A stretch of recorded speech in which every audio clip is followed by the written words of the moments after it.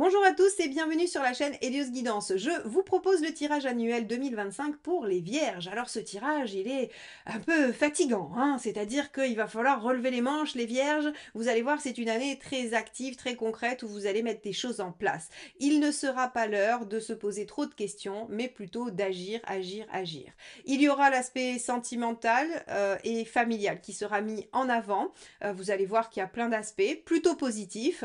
Et on aura aussi l'aspect professionnel. Donc je vais vous laisser découvrir votre tirage de l'année, mais avant, évidemment, vous savez, il faut penser à vous abonner si vous aimez mes guidances, comme ça nous permet de nous retrouver et ça fait grandir la chaîne. Elle en a besoin, donc merci beaucoup à tous ceux qui le font déjà depuis longtemps, qui sont là depuis de nombreuses années, et à tous ceux, petits nouveaux sur la chaîne, qui vont s'abonner.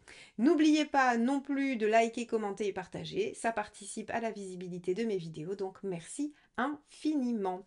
N'hésitez pas non plus à aller voir sur mon site heliosguidance.com si vous avez envie d'un accompagnement avec moi sur le plan astrologique ou tarologique ou même encore numérologique. Je vous souhaite un beau visionnage.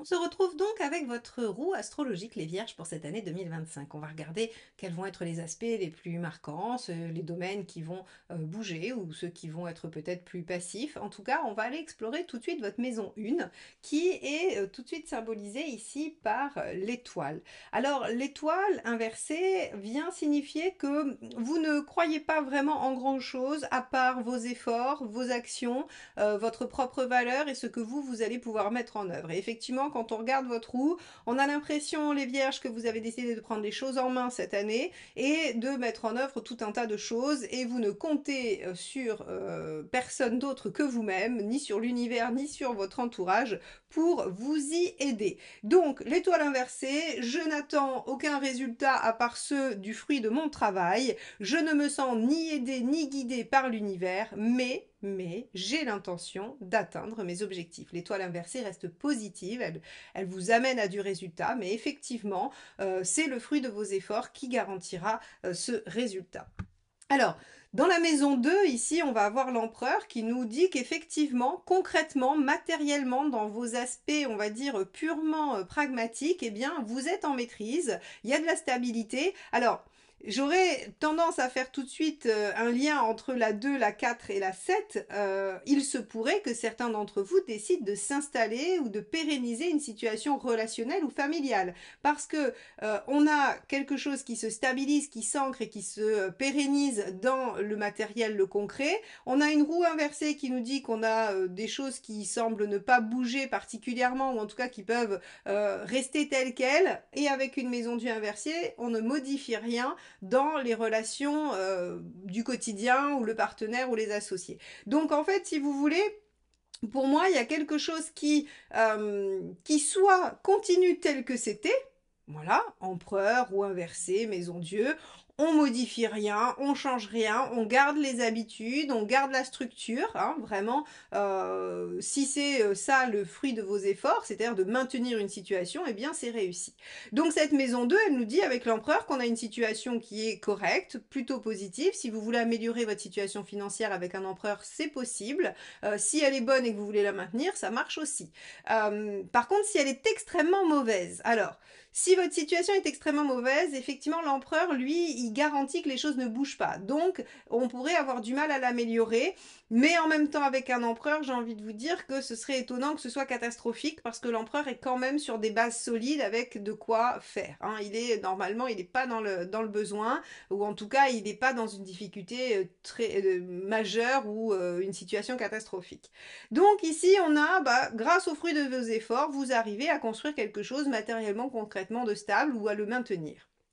La maison 3, qui va nous parler de vos rapports au quotidien avec les gens hein, autour de vous, les collègues, les patients, les clients, vos frères et vos sœurs, les gens que vous croisez tous les jours. Avec le jugement, vous pourriez recroiser de vieilles connaissances, vous pourriez réactualiser des liens. Alors ça c'est rigolo, par exemple, ça pourrait être, je vous donne un exemple, hein, ça ne sera pas le cas de tous les vierges, mais vous pourriez par exemple retravailler avec une ancienne collègue ou un ancien collègue que vous avez déjà vu dans votre carrière. Vous pourriez, je sais pas moi, retrouver comme parent d'élèves à l'école de vos enfants, quelqu'un avec qui vous étiez vous-même au lycée ou au collège. Vous voyez, on va avoir en fait ce genre de choses-là, on va avoir des relations qui vont se réactualiser. Alors, vous pourriez aussi vous réconcilier avec quelqu'un de votre fratrie, quelqu'un de votre famille, un oncle, une tante, un frère, une sœur. Il y a en tout cas le fait d'aller ressusciter des liens. Vous pourriez renouer avec une clientèle aussi, par exemple, hein, si on élargit, si on n'est pas que sur les relations familiales et affectives. Vous pourriez, par exemple, retrouver une clientèle que vous aviez perdue parce que vous avez soit changé d'activité, de région, et puis vous revenez. Enfin, vous voyez, on peut avoir quelque chose, en tout cas, qui, dans les liens du quotidien, se réactualise par rapport à un passé. Euh, on pourrait aussi se poser sur un point de vue plus, on va dire, plus développemental, hein, au niveau du développement personnel. On pourrait se poser des questions, on pourrait faire un bilan sur notre façon de communiquer, sur notre façon d'être en lien avec les autres. Ça pourrait aussi être une piste de travail. Sur la maison 4, ici, on a la roue de fortune. Alors, avec la roue de fortune, on voit que, donc elle est à l'envers, bien évidemment, pardon, on voit que finalement les choses n'évoluent pas particulièrement, il n'y a pas des changements significatifs, il n'y a pas d'opportunité de nouveau cycle, on est plutôt dans quelque chose qui continue et alors qui pourrait être un petit peu laborieux, un peu difficile à mettre en mouvement, mais en tout cas rien d'exceptionnel, pas de mouvement, pas de changement. Alors si vous demandez par exemple une mutation qui implique un déménagement, un changement de région, il y a peu de chances que vous l'obteniez, ou en tout cas pas là où vous souhaitez. Si vous demandez, si vous voulez déménager, tout simplement, ça peut prendre du temps. Hein, voilà, ça peut être compliqué tout ce qui va être en lien avec le mouvement et le foyer. Par contre, c'est assez favorable au maintien, comme je vous disais, hein, d'une situation ou au fait de fixer quelque chose, d'arrêter d'errer. Hein. Si vous êtes en train d'essayer de vous installer avec quelqu'un, si vous êtes en train de créer un foyer, eh bien c'est favorable hein, puisque ça nous ramène à quelque chose qui arrête d'aller dans tous les sens et qui ne se modifie pas. Donc, on a cet aspect-là sur, on va dire, le côté pratique. La maison 4, c'est aussi votre intériorité, c'est aussi votre travail sur vous-même, c'est-à-dire votre structure. Et avec une roue inversée, on a l'impression que vous êtes dans une dynamique pratico-pratique, de matérialisation de votre vie, de mise en forme de choses, et que finalement, le travail intérieur, il est un peu mis en pause en 2025. Alors si ça se trouve, vous avez fait beaucoup de travail sur vous en 2024, et vous avez l'intention de laisser un peu tout ça se poser en 2025, ce qui peut être tout à fait légitime et judicieux. En tout cas, on voit que c'est pas un moment hyper propice à l'introspection, à travailler sur soi. Alors si ce n'est d'accepter que les choses n'évoluent pas comme on le voudrait, ou en tout cas pas la vitesse, pardon, dont on le voudrait. On pourrait avoir une petite obligation voilà, d'accepter que les choses prennent du temps.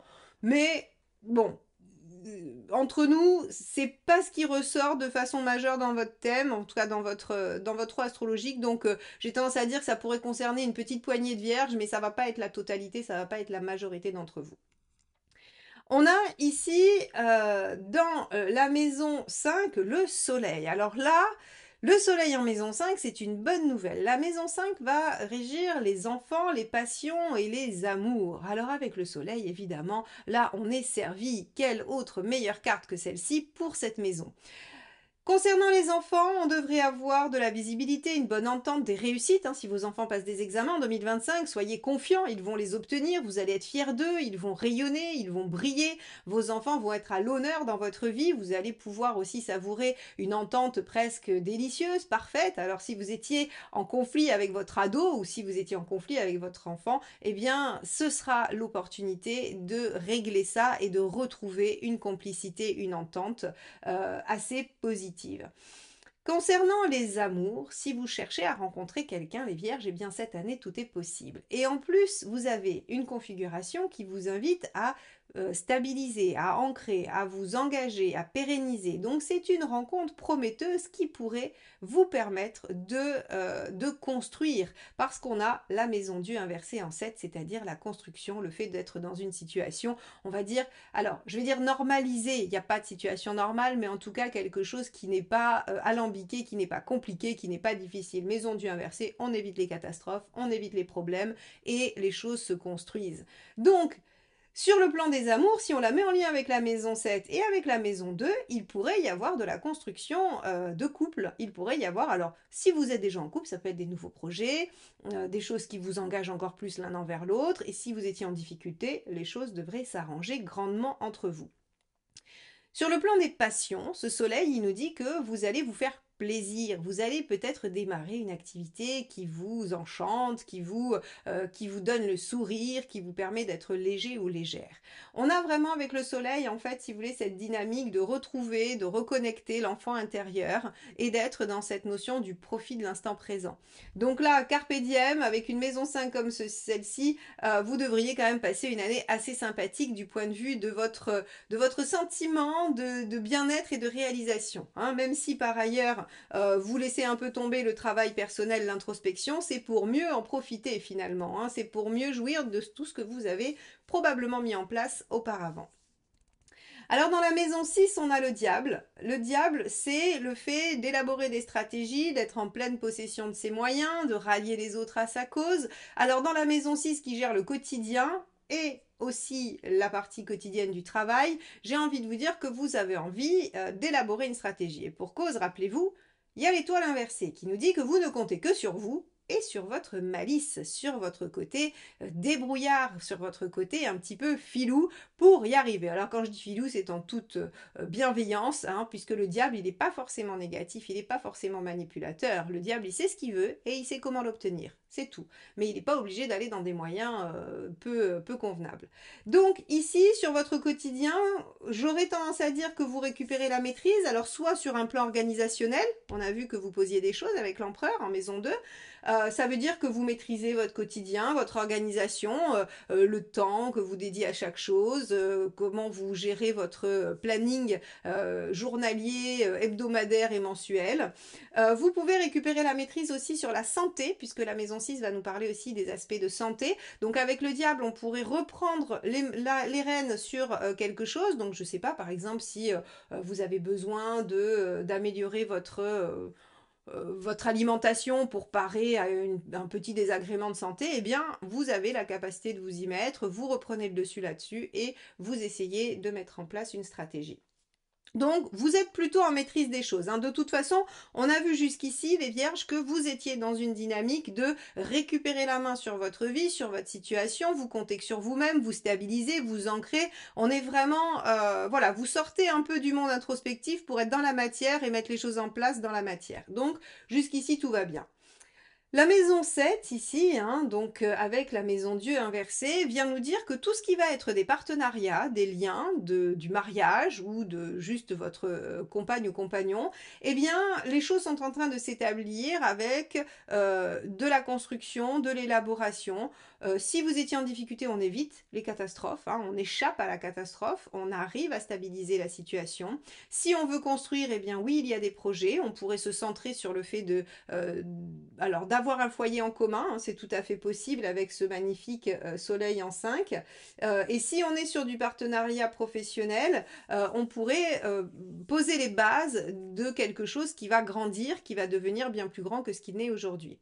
Donc cette maison 7, ce qu'elle nous indique, c'est que si vous étiez dans une situation difficile avec un partenaire, ça va s'améliorer. Si vous étiez célibataire, vous allez faire une rencontre très prometteuse qui pourrait vous permettre de vous engager. Et si vous étiez avec quelqu'un, eh bien les choses vont perdurer si ça se passait bien. Et si vous aviez envie d'un renouveau ou de quelque chose de constructif, eh bien, ou d'un nouveau projet, eh bien c'est possible.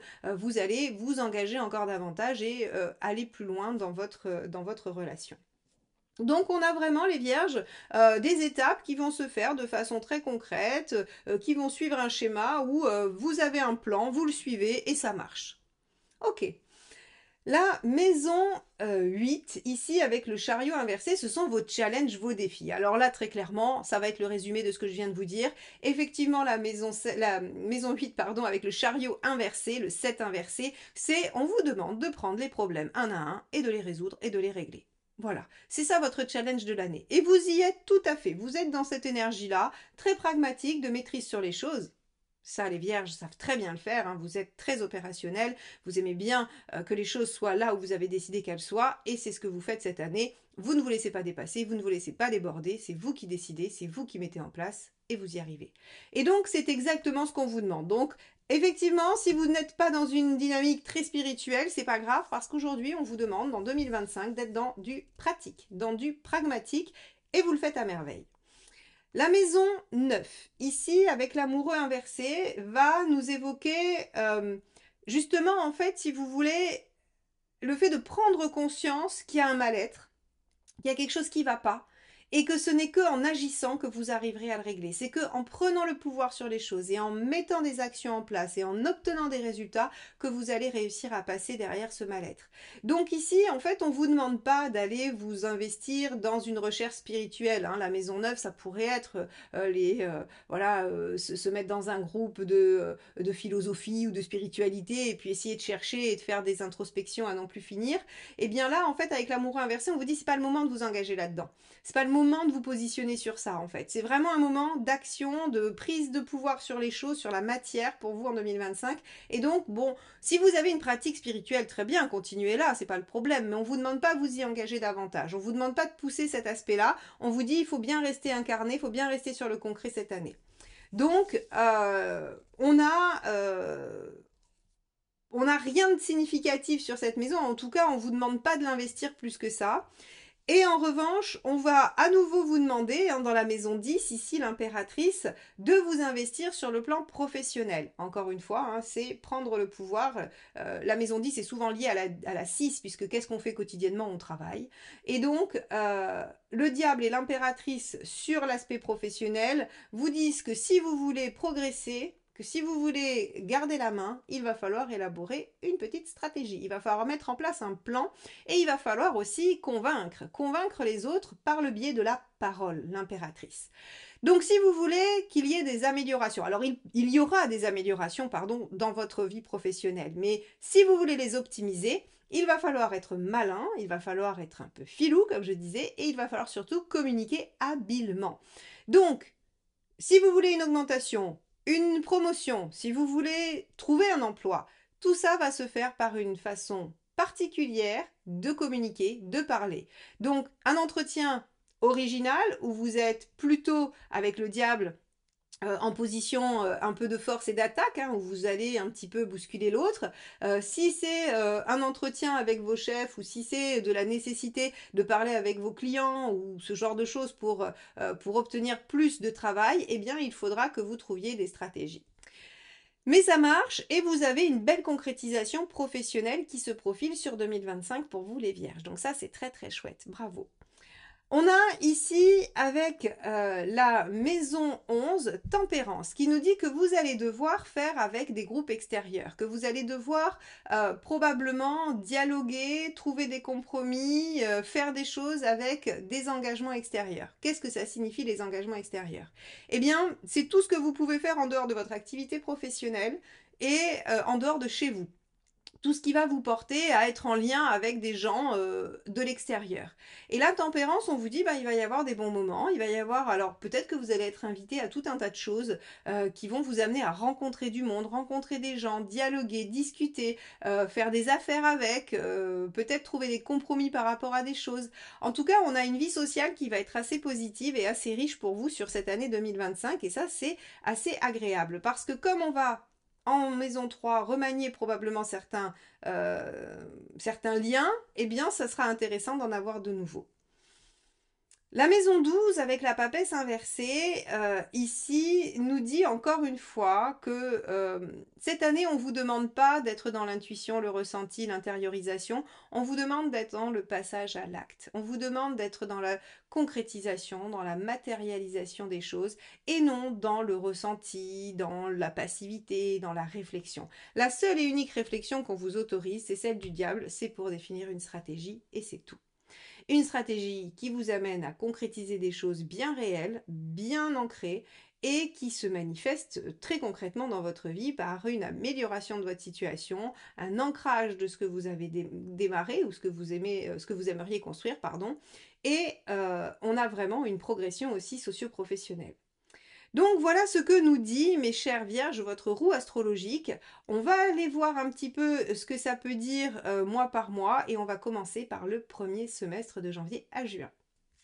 Alors, pour ce premier semestre, nous avons l'impératrice comme carte dominante. Alors, l'impératrice, c'est celle que vous aviez dans votre maison 10. Donc, on pourrait supposer que la première partie de l'année va surtout concerner peut-être votre vie extérieure, socio-professionnelle. En tout cas, il y a des projets, il y a des choses qui se mettent en place. Vous êtes en maîtrise. Hein, l'impératrice, elle gère bien, elle communique bien. Elle est vraiment dans la prise de pouvoir sur tous les aspects de sa vie et notamment toute la gestion du quotidien, donc travail, maison, relations.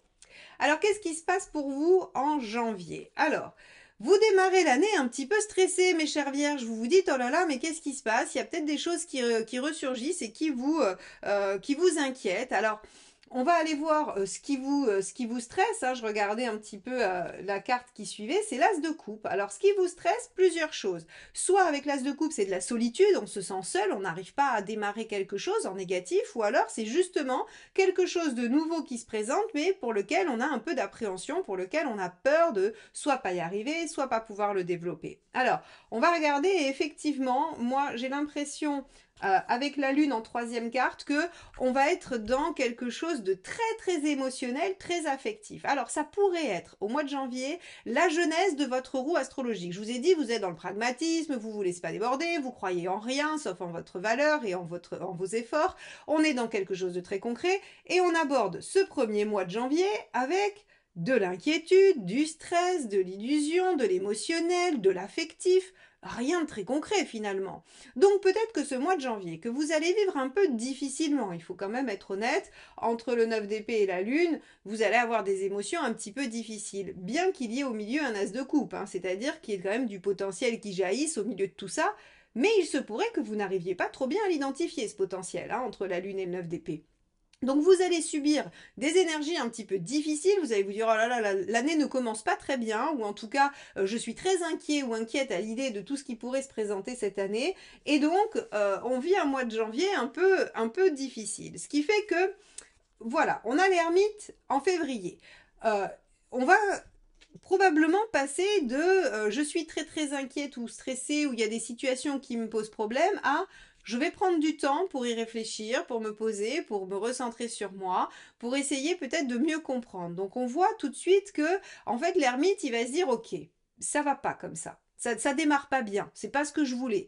Donc, qu'est-ce qui se passe entre l'ermite et le 21? Ben, il y a une communication entre les deux. L'ermite, il dit, ok, qu'est-ce qu'on veut? Ben, on veut le 21. On veut de l'épanouissement, on veut que ça aille bien, on veut que les choses se concrétisent, on veut aboutir.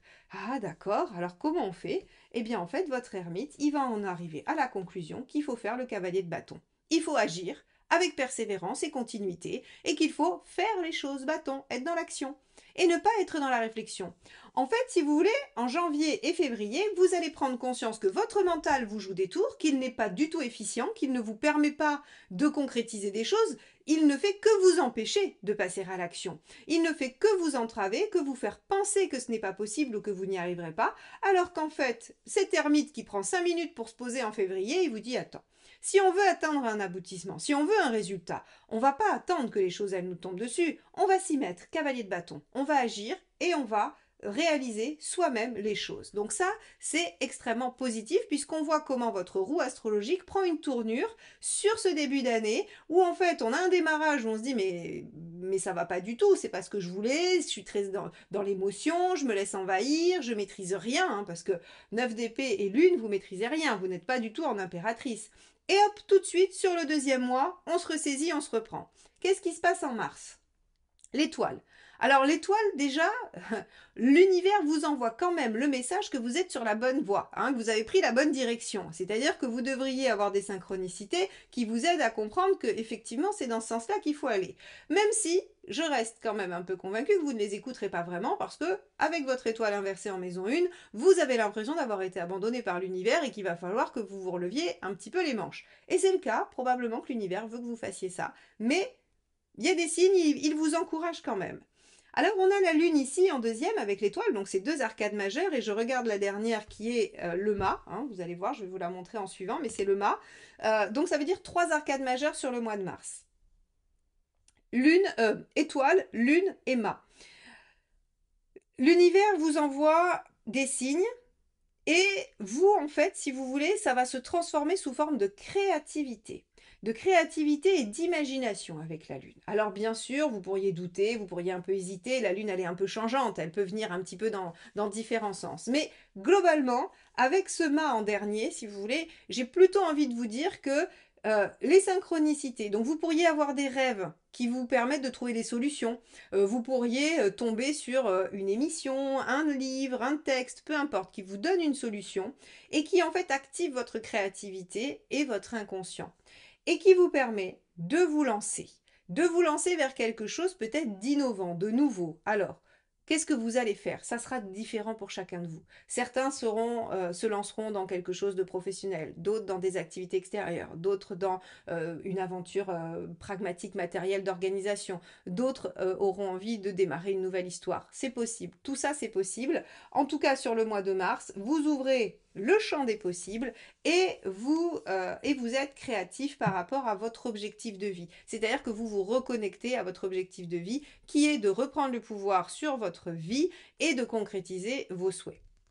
Alors, effectivement, sur le mois d'avril, avec cette reine de bâton, on voit que vous êtes tout à fait armé pour maîtriser les choses. Donc là, la reine de bâton, elle sait ce qu'elle veut et elle sait comment elle va s'y prendre, hein. Donc elle est juste, encore une fois, dans l'action. Vous voyez, on revient encore sur des choses. On a un cavalier de bâton, encore, c'est le deuxième, hein, on l'avait là. Vous savez que c'est la solution, l'action et encore l'action. Et la continuité dans vos actions, puisque c'est ça sa caractéristique principale. Donc sur le mois d'avril, vous prenez les choses en main, vous savez où vous voulez aller, hein. On a eu un moment, j'allais dire, sur le mois de mars, il y a un moment où en fait on vous ouvre les yeux, où vous ouvrez les yeux sur quelque chose, hein. Vous savez que vous voulez de l'épanouissement et qu'il va falloir agir de façon continue, mais vous savez peut-être pas encore dans quelle direction, et sur le mois de mars, vous commencez à trouver la direction avec le mât, et vous vous mettez en œuvre. Et regardez, on a le 2 de coupe à la fin. Donc si ceux qui étaient célibataires et qui disaient c'est quand la rencontre Marion dans l'année, eh bien ça peut être au mois d'avril. Ça peut être au mois d'avril parce que finalement les efforts et l'exigence de ce que vous souhaitez mettre en œuvre et les actions que vous posez amènent à un équilibre intérieur, si c'est ce que vous cherchez, ou à une rencontre, ou à une meilleure communication, ou à quelque chose de plus fluide en lien avec l'émotionnel et l'affect. Très bien. Mais on a Tempérance qui nous dit, c'est encore un arcade majeur, hein, Tempérance qui nous dit que sur le mois de mai, on devrait être un peu à l'équilibre, on devrait se sentir pas trop mal, et pour cause, regardez, on a le 3 de coupe, ah waouh, le 3 de coupe est derrière, je vais vous la montrer, parce que quand même, on ne peut pas la dissocier, l'arcane 6. Donc, ici, sur ce joli mois de mai, mes chères vierges, vous allez être très très bien. Il y a des bons moments agréables. Il peut y avoir une rencontre dans des groupes. Rappelez-vous, Tempérance, c'était la carte de votre maison 11, si je me souviens bien, donc de toute l'implication dans l'extérieur. Et le 3 de coupe avec l'arcane 6, ça peut être une rencontre ou un renouveau ou quelque chose qui fait que vous prenez beaucoup de plaisir avec les gens que vous aimez. C'est un moment très propice en tout cas au lien, au plaisir, à la joie, au partage. Avec un 2 de coupe juste avant, moi j'ai envie de dire il se pourrait que toute fin avril vous rencontriez quelqu'un et que la relation se déploie de façon agréable et harmonieuse sur le mois de mai. Si on n'est pas du tout sur un aspect sentimental, alors c'est difficile parce qu'on a l'arcane 6 et 3 de coupe, et Tempérance c'est une carte de relation, donc c'est quand même difficile de se dire qu'il pourrait y avoir d'autres choses, ou en tout cas que le tarot veut accentuer sur autre chose, mais Par exemple, ça pourrait être un moment agréable au travail où vous êtes en bonne entente avec les collègues, où il y a peut-être, alors le mois de mai, je sais pas, il y a plein de ponts, mais est-ce qu'il y a aussi peut-être des pots de départ ou des repas d'équipe ou des choses comme ça? Il pourrait y avoir en tout cas des moments conviviaux, agréables, et vous pourriez en tout cas prendre beaucoup de plaisir à être en lien avec les autres, si ce n'est pas une question de couple. Le mois de juin. Alors, le mois de juin, on se dit, tiens, alors, fort de tout ça, ok, je sais ce que je veux, je sais quel est mon aboutissement, mais comment je fais, en fait, pour définir le plan? Parce que le 3 de bâton, c'est la projection dans l'avenir. Tiens, définir le plan, ça nous rappelle le diable qu'on avait à mettre en œuvre quotidiennement, hein, pour trouver la bonne stratégie. Donc, en juin, vous vous dites, ok, comment je fais? Et par quoi je commence, magicien? Par quoi je démarre? Maintenant que j'ai réglé ou que j'ai des satisfactions relationnelles, affectives, en tout cas sociales, qu'est-ce que je fais? Alors, on avait aussi, je vais aller au bout, hein, 7 de denier, vous récoltez donc vos fruits, les fruits de vos efforts. On avait le fait de pouvoir installer, pérenniser, concrétiser, construire dans un lien, dans une relation. Il se pourrait que ce soit sur cette période, hein, c'est-à-dire sur le printemps, à peu près fin mars, fin juin, que les choses vont se jouer pour la construction relationnelle affective. Parce que avec un 3 de bâton, on commence à se projeter dans l'avenir avec quelqu'un, hein, ou dans une situation, et le magicien, on pose des actions qui vont nous permettre d'aller vers le 7 de denier, c'est-à-dire vers le déploiement du potentiel que l'on a entre les mains. Donc on a une première partie d'année où finalement vous récupérez la maîtrise des choses. Alors vous commencez peut-être que vous subissez encore les énergies 2024 sur le tout début janvier où vous vous dites oh là là ça va pas du tout, c'est pas du tout ce que je veux. Hop, on se ressaisit, on se dit bon, si on veut obtenir quelque chose, il va falloir se relever les manches et il va falloir s'y mettre. On a encore une période où des synchronicités, des rêves, des choses qui nous font préciser ce que l'on veut mettre en œuvre et on s'affirme et il y a quand même un très très bel voilà un très bel embellissement j'allais dire de vos relations sur cette fin de premier semestre. On va regarder ce qui se passe sur le second. Alors pour ce second semestre, on a ici l'ermite, hein, donc c'est l'équivalent sur ce tarot, il a renommé absolument la totalité des arcanes majeures, hein, c'est l'éphémère de Arthur Wong, il est magnifique mais seulement ça demande un petit exercice de traduction. Donc Seeker c'est l'équivalent de l'ermite. Alors l'ermite, ben, il va prendre le temps de réfléchir, mais l'ermite surtout, il se sert de son expérience pour avancer dans la vie. Il se dit, chat échaud d'écrin l'eau, je ne me ferai plus avoir, j'ai de l'expérience, je vais m'en servir pour soit bannir des comportements ou des actions qui ne fonctionnent pas, soit pour potentialiser et réitérer des choses qui ont fonctionné. Alors on va regarder tout de suite ce qui se passe en juillet. On a du 4 de coupe. Alors, 4 de coupe, il pourrait y avoir un petit peu d'insatisfaction. Je regarde la suite, ok.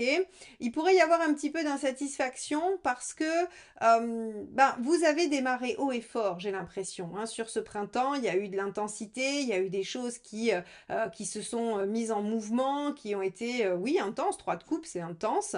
Et donc, on pourrait imaginer qu'il y a une petite baisse sur ce mois de juillet où les choses sont peut-être commencent un peu à se poser, à s'ancrer. Et on a notamment avec un 4 de coupe le fait de s'engager, hein, bien plus peut-être que de s'ennuyer.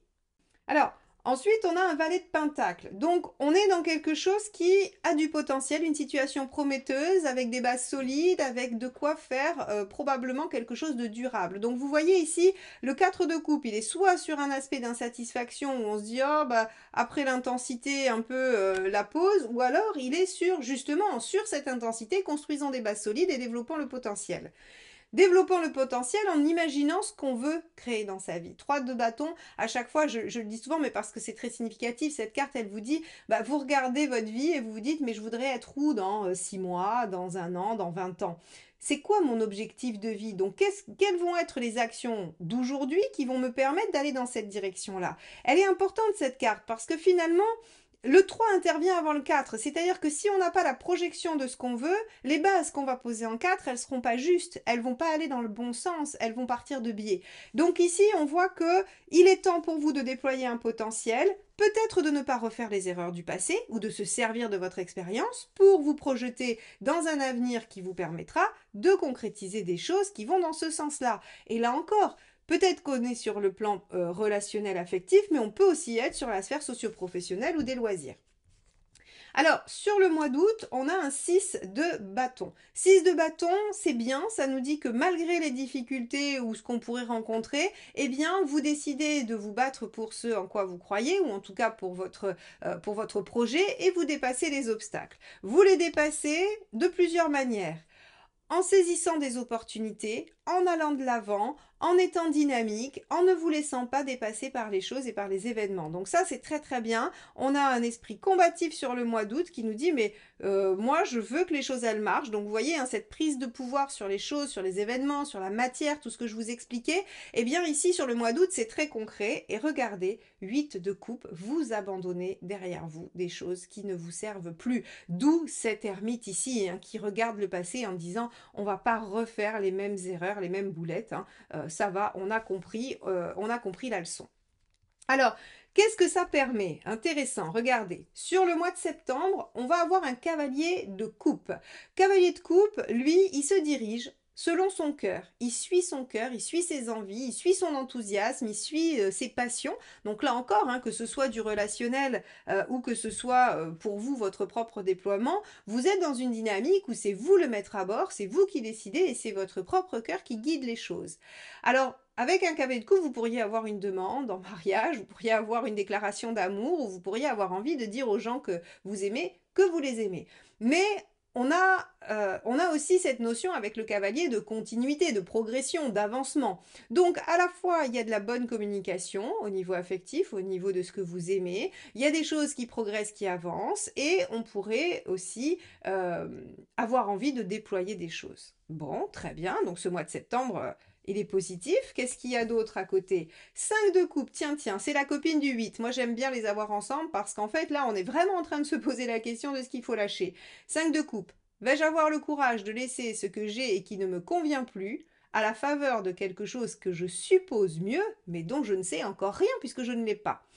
Donc c'est vraiment, c'est l'inverse de un tien vaut mieux que deux tu l'auras. Vous savez cette expression où on dit bah il vaut mieux hein, ce qu'on a et puis voilà on sait ce qu'on perd, on sait pas ce qu'on gagne. Voilà c'est un peu, et ben c'est l'inverse. Le 5 de coupe il vous dit mais est-ce que vous allez avoir le courage de lâcher ce que vous avez pour aller chercher autre chose qui vous conviendrait peut-être mieux, en tout cas que vous voulez mieux, mais vous n'êtes absolument pas garanti de l'obtenir.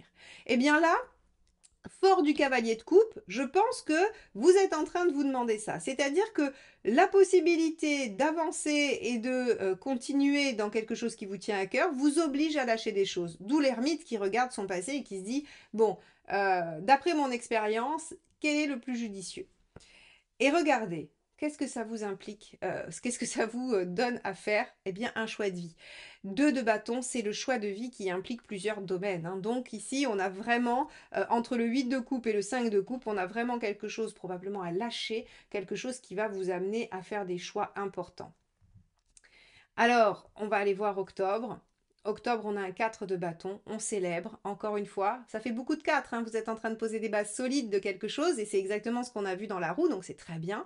Vous êtes en train de poser des bases solides d'une situation qui va s'ancrer, s'entériner. On a de l'engagement, 4 de bâton, on peut avoir du mariage, du pax, de la célébration. On peut avoir aussi les bases d'un contrat avec quelqu'un.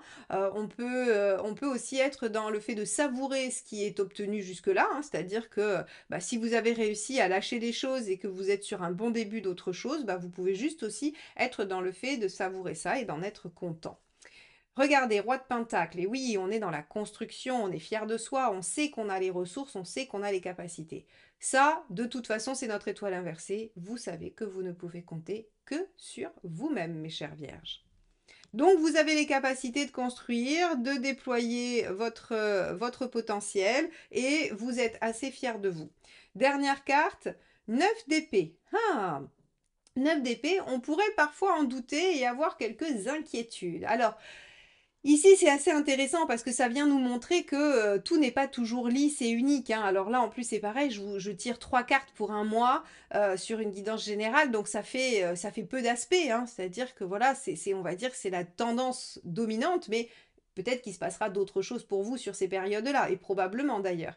Là, en fait, ce qu'on voit, c'est qu'entre ce roi de pentacle et ce 9 d'épée, ce qui va se passer, c'est que vous allez osciller entre des périodes de confiance en vous, du fait d'être convaincu que vous êtes capable de poser des bases solides et de continuer à ériger ce que vous avez démarré, et des moments où en fait le 9 d'épée, d'autres viendront vous faire douter, d'autres viendront vous faire vaciller, parce que la signification du 9 d'épée, c'est vraiment les angoisses que les autres vous collent.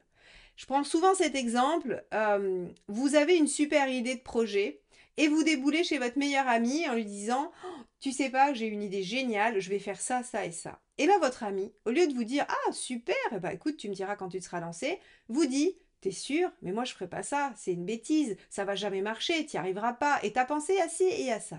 Et vous repartez en fait en vous disant ah ben mince, en fait, je vais pas me lancer parce qu'il y a trop de chances que je rate. Eh bien, ça, c'est du 9 d'épée. C'est-à-dire que les angoisses et les craintes que vous n'aviez pas vous ont été scotchées dessus par quelqu'un d'autre. Donc ici, vous êtes dans votre dynamique de construction, vous savez que vous êtes dans quelque chose de porteur, vous avez lâché des choses, vous êtes sûr de vous, et patatras, vous discutez avec quelqu'un qui vient vous dire mais t'es sûr qu'il fallait que tu laisses là ton 5 et ton 8 de coupe, t'es sûr? Quelqu'un qui aura peut-être une problématique avec la sécurité, le fait d'avoir du mal avec le deuil ou de laisser des choses derrière, bah viendra en fait vous projeter sa propre angoisse et vous faire douter de votre décision ou en tout cas de ce que vous avez mis en œuvre. Alors j'aurais tendance à dire quand il y a du 9 d'épée qu'il ne faut pas écouter ces peurs-là, elles ne vous appartiennent pas, il faut les rendre à César absolument. Sinon, elles vont vous faire des insomnies, elles vont venir vous faire cogiter, alors qu'en fait, vous savez très bien ce que vous voulez. Alors, on va regarder la suite, on va regarder le mois de novembre. On a un page de bâton. Alors avec le page de bâton, effectivement, on a une énergie décuplée. Vous savez ce que vous voulez. Encore une fois, hein, le bâton, c'est la volonté, c'est l'enthousiasme, c'est l'énergie créatrice, c'est vraiment ce qui vous pousse à agir vers l'extérieur. Alors avec un page, on a une grosse dose d'énergie, mais parfois on a du mal à la canaliser. Hein, donc il se pourrait qu'on soit un peu dispersé, mais on va voir la suite, ça va nous permettre de mieux comprendre. Ok, donc effectivement, on a une grosse énergie, mais pas de dispersion pour vous les vierges, vous êtes très organisés, très pragmatiques. L'ermite va venir prendre le temps de collecter finalement tout ce que génère le page pour en créer un projet, l'impératrice. Vous voyez? Donc, si par exemple, euh, alors, j'ai coupé parce que j'ai pensé à quelque chose d'autre. Si par exemple vous aviez, je vais vous dire à ce à quoi j'ai pensé parce que sinon ça me laissera pas tranquille. Je vous ai dit dans la roue astrologique qu'il y avait une impératrice dans la sphère professionnelle et que si vous vouliez une augmentation, si vous vouliez une progression, tout ça, c'était favorable. Eh bien là, page de bâton, ça pourrait être une communication tardive par rapport à un projet et à une demande. C'est-à-dire que vous pourriez avoir fait une demande avant, dans l'année, et obtenir une réponse sur le mois de novembre. D'accord? Donc ça, voilà, ça c'est un événement tout à fait possible. Vous pourriez avoir une information qui a tardé à venir sur quelque chose que vous avez demandé, une communication, et qui vous permet d'être en maîtrise et d'être en progression et d'avoir une belle posture. D'accord? Pareil sur le plan relationnel, une communication qui a tardé à venir d'un lien qui avait disparu, hein, peut-être retour du passé, et avec l'impératrice qui permet finalement de dialoguer et de reconstruire des choses. Donc, sur un plan, ça c'est, voilà, parce que c'est venu me parasiter, donc il fallait que ça sorte, sinon j'allais pas réussir à vous finir mes autres phrases. Donc, ici, on a sur un plan plus général, pour vraiment voir pour tous les vierges ce que ça pourrait vous apporter. Le page, je vous ai dit, c'est la dynamique, l'ermite, c'est la réflexion et l'impératrice, elle organise. Donc, en fait, vous allez avoir une énergie débordante qui va demander à être canalisée, triée et élaborée afin de pouvoir être mise en place concrètement sur le mois de novembre. Donc, tout ce que vous avez fait jusque-là, hein, et qui a petit à petit fait son petit bonhomme de chemin, qui était plein de potentiel, valet de pentacle ici, valet de bâton ici, donc à plein d'étapes de l'année, vous avez eu des possibilités de mettre des choses en place, voilà, c'est plutôt positif. Eh bien, tout ça, ça va probablement prendre forme sur ce mois de novembre. Et je ne croyais pas si bien dire, hein, j'ai pas vu les cartes avant, mais là je les découvre puisque je les ai dans la main. 8 de pentacle, vous allez faire des efforts, des sacrifices, vous allez mettre en place très concrètement, encore une fois, le pentacle, hein, très concrètement des choses qui vous amènent à quoi? Diable, concrétiser, avoir le pouvoir, matérialiser, obtenir vos objectifs. Vous obtenez ce que vous voulez avec le diable. Donc sur le mois de décembre, c'est magnifique. Et tempérance, vous êtes à l'équilibre, vous vous sentez bien, vous êtes à nouveau dans quelque chose qui fonctionne pour vous. Donc les vierges, alors c'est rigolo parce que des fois c'est à cheval sur les années, là c'est vraiment circonscrit dans l'année, c'est-à-dire que on va avoir un début d'année où ça part un peu mal, on se dit oulala, il faut récupérer la maîtrise de tout ça, il faut revenir sur du pragmatique, et on voit comment l'année se jalonne de petits événements et de petites avancées. Et en cette fin d'année, on a comme si on prenait tout ce qui s'est passé dans l'année, hein, le page de bâton, tout ce vers quoi on est allé de façon un peu dispersée, hop, on le rassemble, l'ermite il dit attends, je prends tout ça, j'y réfléchis 2 minutes, et l'impératrice elle dit ok, je fais un plan, je prends les choses en main et on s'y met concrètement. Ce qui fait que bah oui, vous vous y mettez concrètement, 8 de pentacle, ce qui vous permet d'obtenir la maîtrise de la situation, la concrétisation de ce que vous voulez, et avec la tempérance, un retour à l'équilibre dès la fin de cette année 2025. Donc, les vierges, vous allez avoir une année sportive, musclée, mais en même temps très productive et très concrète, c'est-à-dire que vous allez voir le résultat de vos actions. Il n'est pas là l'heure trop de se poser des questions et de se prendre la tête avec une introspection spirituelle, mais plutôt de changer concrètement les choses dans votre vie quand elles ne vous plaisent pas, d'avoir l'occasion de redémarrer certaines choses, de concrétiser, d'ancrer, de construire. Voilà pour vous, mes chères vierges. J'espère que cette guidance vous aura plu, qu'elle vous aura permis d'anticiper un petit peu cette année 2025 et de vous y préparer. Moi, je vous remercie de m'avoir écouté jusque-là. N'oubliez toujours pas de vous abonner, de liker, de commenter, de partager. Merci, merci, merci. Et je vous dis à très vite pour de nouvelles guidances. Bye bye.